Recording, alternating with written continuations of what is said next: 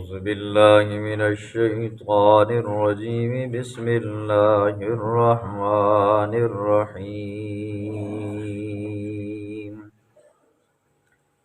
وقالوا ربنا إنا أطعنا سادتنا وكبراءنا فأضلونا السبيلا ربنا آتهم ضعفين من العذاب والعنهم لعنا كبيرا يا أيها الذين آمنوا لا تكونوا كالذين آذوا موسى فبرأه الله مما قالوا وكان عند الله وجيها يا أيها الذين آمنوا اتقوا الله وقولوا قولا سديدا صدق الله العظيم۔ گزشتہ درس میں آپ نے سنا اللہ نے آخر میں فرمایا یوم تقلب وجوہہم فی النار یقولون یا لیتنا اطعنا اللہ واطعنا الرسول، اس دن جس دن ان کو منہ کے بل جہنم میں پھینکا جائے گا تو وہ کہیں گے کاش کہ ہم اللہ کی اطاعت کر لیتے، رسول کی اطاعت کر لیتے۔ دوسرے مقام پر قرآن یہ بھی کہتا ہے، وہ یوں بھی کہیں گے یا لیتنی اتخذت مع الرسول سبیلا، کاش کہ ہم پیغمبر کے راستے کو اپنا لیتے۔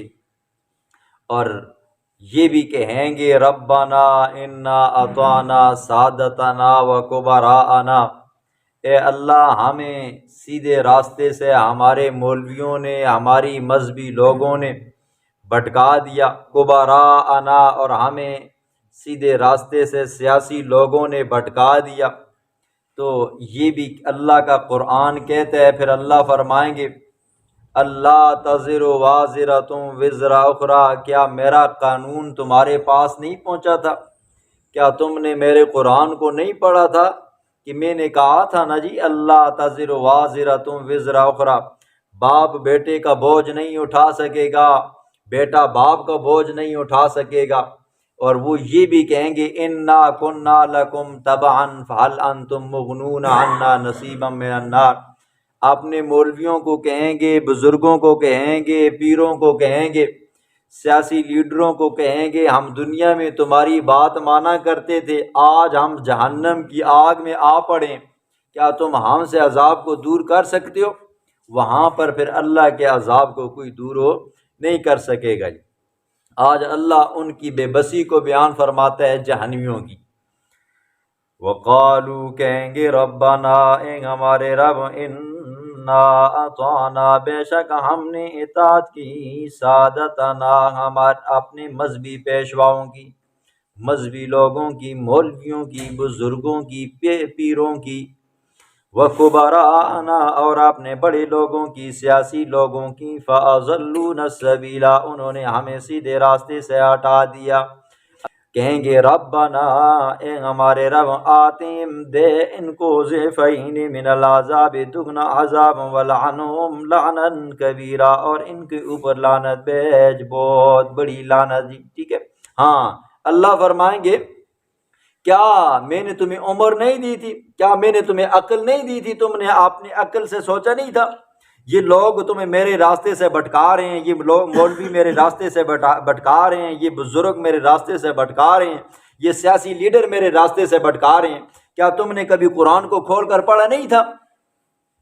یا ایھا الذین آمنوا، اے وہ لوگوں جو ایمان لائے ہو، لا تکونوا، مت ہو کالذین، ان لوگوں کی طرف، آذوا موسیٰ، جنہوں نے موسیٰ علیہ السلام کو تکلیف دی، فبرأہ اللہ مما قالوا، اللہ نے ان کو بری کر دیا، مما اس بات سے جو وہ کہتے تھے، وکان عند اللہ وجیہا، اور ہے اللہ کے ہاں بہت مقام اور مرتبے والا۔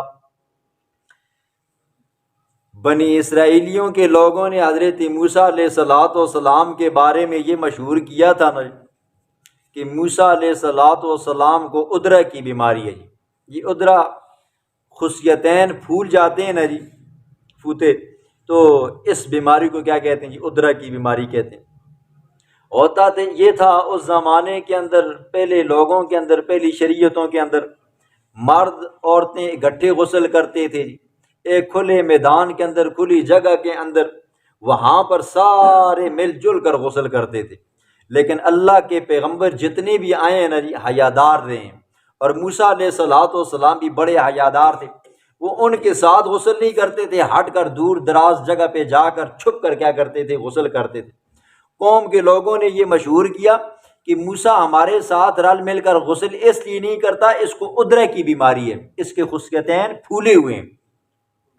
تو ایک مرتبہ ہوا یہ، حضرت موسیٰ علیہ السلام غسل کے ارادے سے نکلے، ایک دور دراز جگہ پہ گئے، وہاں پر غسل کرنے کے ارادے سے کپڑے اتارے، پتھر پہ رکھے۔ اللہ نے اپنے پیغمبر کو اس تہمت سے، اس تکلیف سے بری کرنا تھا۔ پتھر کو حکم ہوا، پتھر نے کپڑے اٹھائے اور بھاگ گئے۔ آگے پتھر ہے، پیچھے موسیٰ علیہ السلام ہے۔ حضرت موسیٰ علیہ السلام پکار رہے ہیں، صوبی حجر، صوبی حجر، صوبی حجر، اوے پتھر میرے کپڑے دے، اوے پتھر میرے کپڑے دے۔ چلتے چلتے وہ پتھر آ کر بنی اسرائیلیوں کے ایک مجمع میں رک گیا جی۔ ان بنی اسرائیلیوں نے جب موسیٰ علیہ السلام کو ننگا دیکھا نا جی، انہوں نے دیکھا یہ تو بالکل بے عیب ہے جی۔ ہم کہتے تھے کہ موسیٰ کو یہ بیماری ہے، لیکن حقیقت میں یہ بیماری نہیں ہے جی۔ اللہ نے موسیٰ علیہ السلام کو ایسے کیا کیا جی؟ بری کیا جی۔ بتایا، اوے ایمان والو، تم بھی ان لوگوں کی طرح مت ہو نا جن لوگوں نے موسیٰ علیہ السلام کو تکلیف دی، تو تم میرے محبوب کو تکلیف ہو مت دینا۔ مفسرین نے یہاں پر ایک اور شان نزول بھی بیان فرمایا۔ ایک مرتبہ موسیٰ علیہ السلام نے کہا کہ اوے لوگوں، زکوٰۃ ادا کیا کرو۔ قارون کو کہا تمہارے پاس اتنی مال و دولت ہے، تم بھی زکوٰۃ دیا کرو جی۔ اور یہ چچا زاد تھا جی، سکا چچا زاد بھائی تھا جی، تو اس کی یہ بات ہضم نہ ہوئی، ٹھیک ہے، منکر ہو کے بھٹک گئی، ہونا سکول پیسے بھی منگنا تھا، آ گیا جی۔ قارون نے چال چلی، قارون نے ایک فاحشہ بدکارہ عورت کو لالچ دی، پیسے دیے، اس کو کہا جب موسیٰ علیہ السلام تقریر کر رہے ہوں گے نا مجمع کے اندر، آپ آنا اور آ کر تہمت لگانا موسیٰ نے میرے ساتھ بدکاری کی ہے، زنا کی ہے۔ ایک مرتبہ موسیٰ علیہ السلام مجمع میں خطاب کر رہے تھے، اور عنوان بھی کیا تھا جی؟ فاحشہ زنا کا تھا جی، ٹھیک ہے، فاحشہ یہ فحش گوئی کا، بے حیائی کا۔ تو اچانک ایک عورت درمیان مجمع سے اٹھی اور بولنے لگی، اوے موسیٰ، کیا یہ حکم صرف تیرے لیے ہے یا سب کے لیے ہے، یا یہ سب کے لیے یا تیرے لیے؟ تو حضرت موسیٰ علیہ السلام نے فرمایا یہ سب کے لیے۔ تو وہ عورت کہنے لگی، وہ لوگوں سن لو کہ موسیٰ نے میرے ساتھ بدکاری کی ہے۔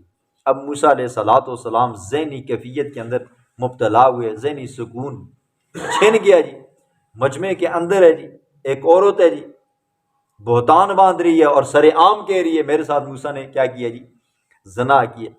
حضرت موسیٰ علیہ السلام نے فرمایا اتق اللہ، اللہ سے ڈر اور سچ سچ بیان کر، کہیں ایسا نہ ہو کہ اللہ کا عذاب ابھی آئے اور تو زمین کے اندر دھس جائے۔ جب موسیٰ علیہ السلام نے اس کو اللہ کے خوف سے ڈرایا نا، فوراً بول اٹھی، مجھے تو قارون نے لالچ دی تھی پیسے کی، سونے ہیرے جواہرات کی، کہا تھا کہ موسیٰ جب تقریر کر رہا ہو تو اس وقت آ کر کہہ دینا کہ بھئی موسیٰ نے میرے ساتھ یہ بدکاری کی ہے، لہٰذا موسیٰ نے میرے ساتھ گناہ نہیں کیا۔ اللہ کے پاک پیغمبر موسیٰ کلیم اللہ نے ہاتھ اٹھائی، بد دعا مانگی، اور انجام کیا ہوا جی؟ آپ نے وہ پیچھے سنا ہے، فَخَسَفْنَا بِهِ وَبِدَارِ الْأَرْضِ، اللہ نے زمین کے اندر محل سمیت، خزانے، ہیرے جواہرات سب سمیت زمین کے اندر دسا دیا، اور آج تک قارون کا پتہ نہیں، ٹھیک ہے، آج تک پتہ نہیں ہے۔ یہ بھی شان نزول بیان کیا جاتا ہے۔ یا ایھا الذین آمنو، اے وہ لوگو جو ایمان لائے ہو، اتقوا اللہ، اللہ سے ڈرو، وقولوا قولا سدیدا، اور کہو بات سیدھی، حضرت اکرمہ رحمہ اللہ فرماتے ہیں قولا سدیدہ سے مراد کلمہ توحید ہے جی۔ کلمہ توحید کو جب بیان کرو نا جی، دو ٹوک کر کے بیان کرو، دو دنے چار کی طرح صاف شفاف کر کے بیان کرو، نہ کہ چوپڑی چاپڑی مسئلہ ادھر یہ والے بھی راضی ہو جائیں وہ والے بھی راضی ہو جائیں۔ کلمہ توحید کو کھل کر بیان کرو۔ اور بعض دوسرے مفسرین فرماتے ہیں کہ ہر بات، جب بھی بات کو ہو تو کیا کہو جی، ہمیشہ سچی بات کو۔ یہ وہ آیت ہے جو نکاح کے خطبے میں پڑھی جاتی ہے جی، ٹھیک ہے۔ یصلح لکم اعمالکم، درست کر لے گا تمہارے لیے تمہارے اعمال کو، ویغفر لکم ذنوبکم، بخش دے گا تمہارے گناہوں کو، ومن یطع اللہ ورسولہ، جو بندہ اللہ کی اطاعت کرتا ہے، ورسولہ، اور رسول کی اطاعت کرتا ہے یا کرے گا، فقد فاز فوزا عظیما، تحقیق وہ بڑی کامیابی کو پہنچ چکا ہے۔ انا عرضنا الامانت، بے شک ہم نے پیش کیا الامانت، امانت کو۔ کون سی امانت؟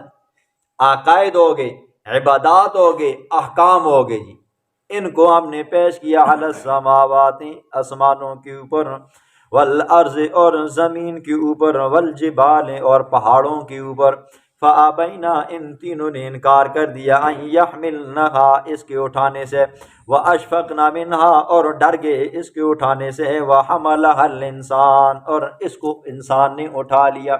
اللہ نے امانت کو پیش کیا پہاڑوں کے اوپر، آسمانوں کے اوپر اور زمین کے اوپر، ان تینوں نے انکار کیا جی۔ ہمارے اندر یہ طاقت نہیں ہے، ہمارے اندر یہ استعداد نہیں ہے کہ ہم اے اللہ تیری امانت کو اٹھا سکیں۔ اللہ فرماتے ہیں پھر میں نے انسان کے اوپر پیش کیا، انسان نے اٹھا لیا۔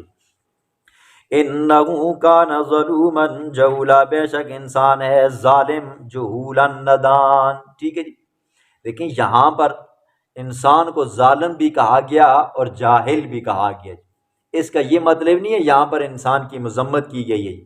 انسان کو یہاں پر ظالم اور جاہل اس اعتبار سے کہا گیا ہے، اس علت کے اٹھانے کی وجہ سے، ٹھیک ہے۔ یہ جو عقائد ہیں، احکام ہیں، عبادات ہیں، اللہ نے آسمانوں کو کہا، زمینوں کو کہا، پہاڑوں کو کہا میں تمہیں ادراک دیتا ہوں، میں تمہیں عقل دیتا ہوں، میں تمہیں شعور دیتا ہوں، پھر تمہارے اوپر میں عقائد کو پیش کرتا ہوں، احکام کو پیش کرتا ہوں، عبادات کو پیش کرتا ہوں، کیا تم یہ کام کر سکو گے؟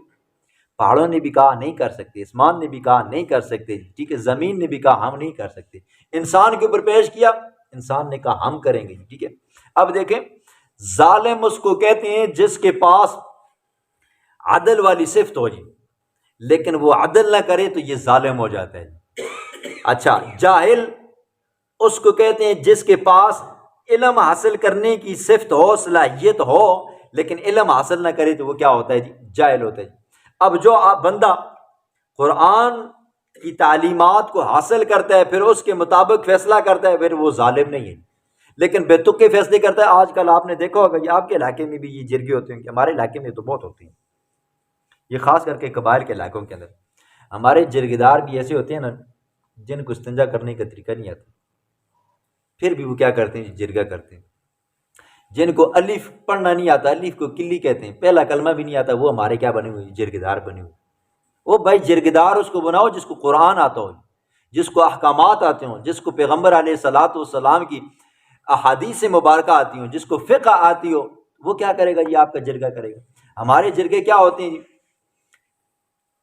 ایک بندہ ظالم ہے، ایک مظلوم ہے جی، جرگہ آ گیا جی، لہٰذا فیصلہ کیا جائے۔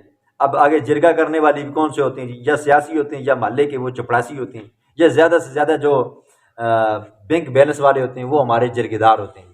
جو ظالم ہوتا ہے تو ظاہر بات اس کو سپورٹ کافی ساری حاصل ہوتی ہے جی، ٹھیک ہے۔ تو دیکھتے ہیں نا جرگیدار بھی، ایک بندہ بڑا سیٹ ہے، یہ خان ہے، یہ ملک ہے، چودھری ہے، اس نال کل بھی منہ لگ سی، لہٰذا کہتے ہیں جو مظلوم ہوتا ہے بیچارہ کہتے ہیں ارے یار کوئی گل نہیں، بس غلطی ہوگی یہ وہ۔ اب وہ جو مظلوم ہوتا ہے بیچارہ مزید مظلوم ہو جاتا ہے، اور ادھر ظالم کی موج مستی لگی ہوتی ہے۔ نہیں، جو ظالم ہے قولوا قولا سدیدا، کہو کہ تم ظالم ہو۔ باپ ظالم ہے کہو ابا جانا آپ غلط ہو جی۔ کوئی غیر ہے تو کیا کہو جی؟ اگر وہ ٹھیک ہے تو کہو ٹھیک ہے جی، اپنے گھر سے۔ آج اگر میرا کسی کے ساتھ مسئلہ ہو جاتا ہے نا جی، میں حلفیہ طور پر آپ کو کہتا ہوں جی، ٹھیک ہے، آپ میں سے 100% میں سے 95% لوگ ایسے ہوں گے نا جی، کہیں گے استاد جی تو باہر آ یار چھوڑ کوئی گل نہیں ہے، لیکن یہ بندہ اپنا برادری والا ہے، یہ اپنا جلالی والا، پیو دادی تھے رہتے رہے، ٹھیک ہے، ہاں نہیں استاد جی تم غلط ہوں ٹھیک ہے یہ بندہ ٹھیک ہے نہیں، یاد رکھیں آپ ظالم بن جاؤ گے، اور ظالم کا ساتھ دینے والا بھی کیا ہوگا جی، جہنم کا ایندھن بنے گا۔